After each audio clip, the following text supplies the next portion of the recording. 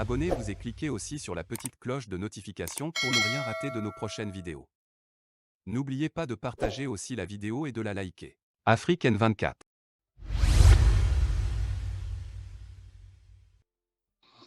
Fier d'être Bassar. Avant d'être Togolais, je suis d'abord Bassar et je suis très fier de l'être. Quand on écoute ce digne Bassari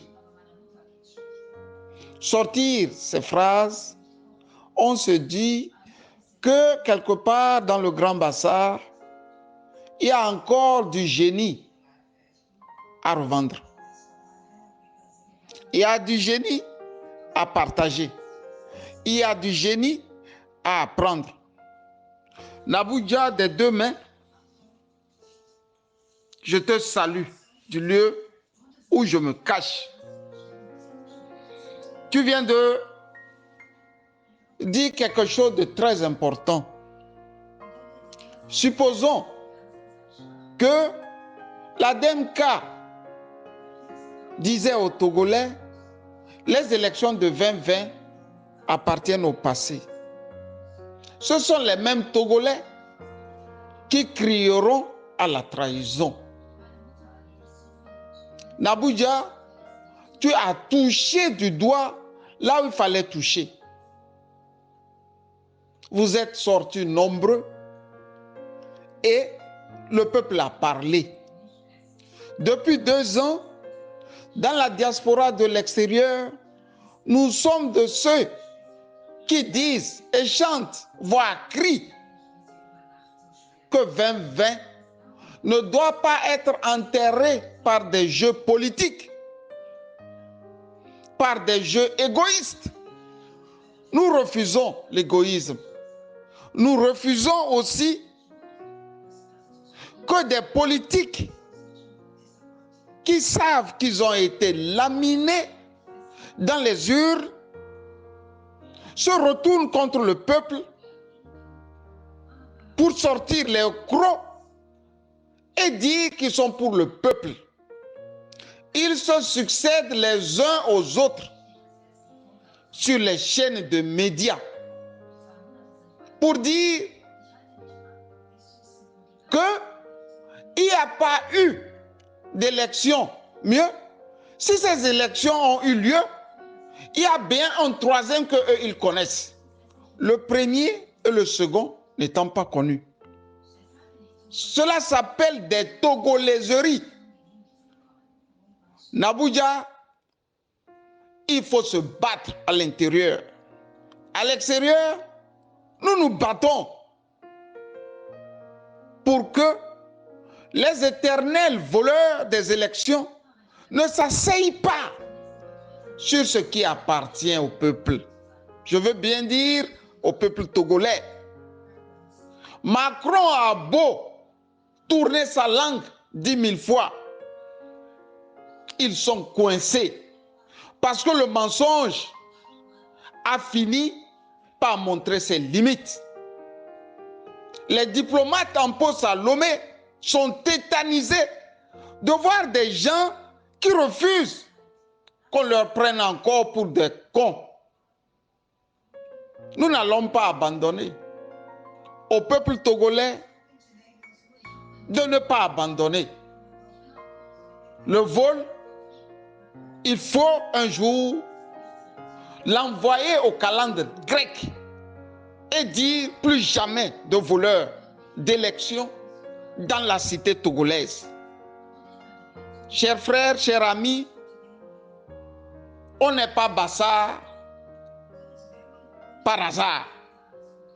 On est Bassar parce que l'Éternel l'a dit ainsi et a choisi que nous soyons nés dans le Grand Bassar. Nous défendrons les valeurs comme les Bavarois défendent les valeurs dans la Bayerne. Nous défendrons les valeurs comme les Prusses défendent les valeurs dans la Prusse. Je veux dire dans la Bade-Württemberg, leur État. Nous défendrons les valeurs comme ce Rhénan qui défend les valeurs de la Rhénanie avant d'être allemand. On est d'abord Rhénan, Bavarois, Prusse et autres. Nous devrons, chers amis et chers frères, nous battre. Et c'est ce que tu sembles avoir compris. 2020 ne sera pas refermé comme ils prétendent et comme ils pensent le faire. Je vous remercie. Bonsoir les combattants, un cœur pour le Togo. Monsieur Nambouya, le porte-parole de la DMK, bonsoir. Brillante sortie. Je vous salue depuis votre position. Je pense que un journaliste vous a posé la question, quel est le bilan de la DMK? Et vous avez éclairé le peuple togolais en long et en large. Je n'ai même pas compté les minutes. Mais à 2 minutes, le bilan de la DMK est prêt. Vous avez bien dit que vers 17 h, les forces de l'ordre sont parties encercler M. Agboyome Kodjo.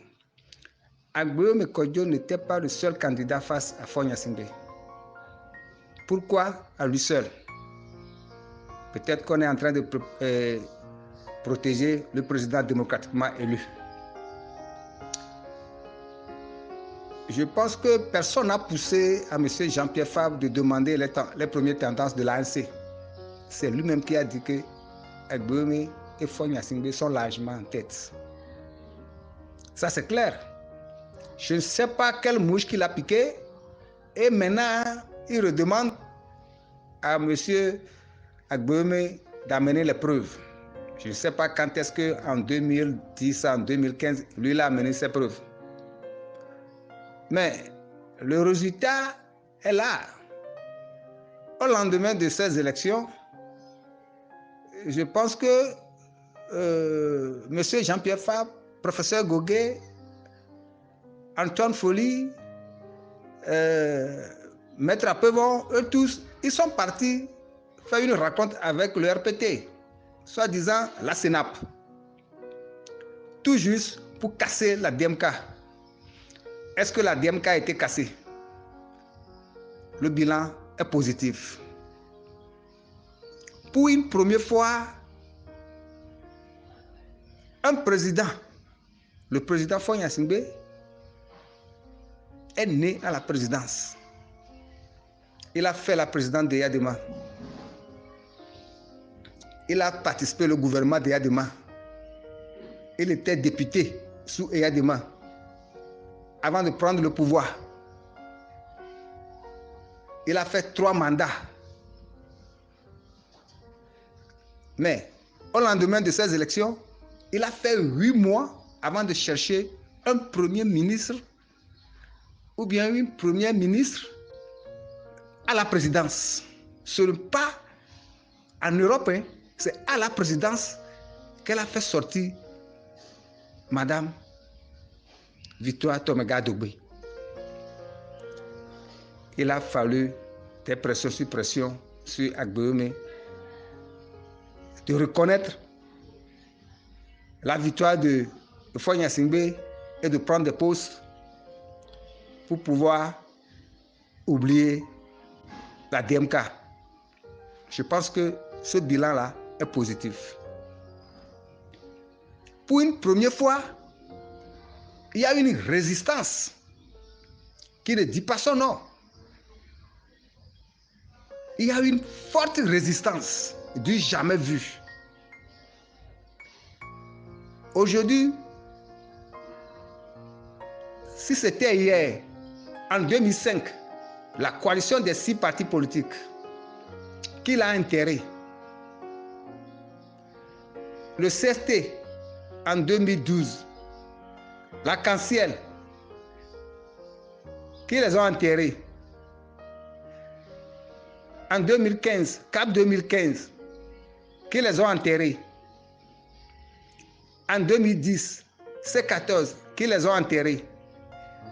Aujourd'hui, on a vu et on a compris ceux qui ont enterré toutes ces coalitions-là après les élections. Contre quoi? On ne sait pas.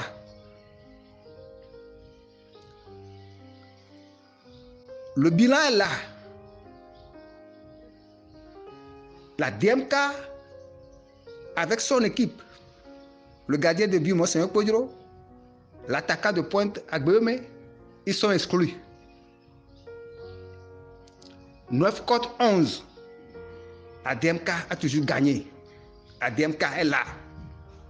Nous sommes en 2022. La DMK est toujours là. Donc, je voudrais dire à M. Naboudia que ce discours-là est long.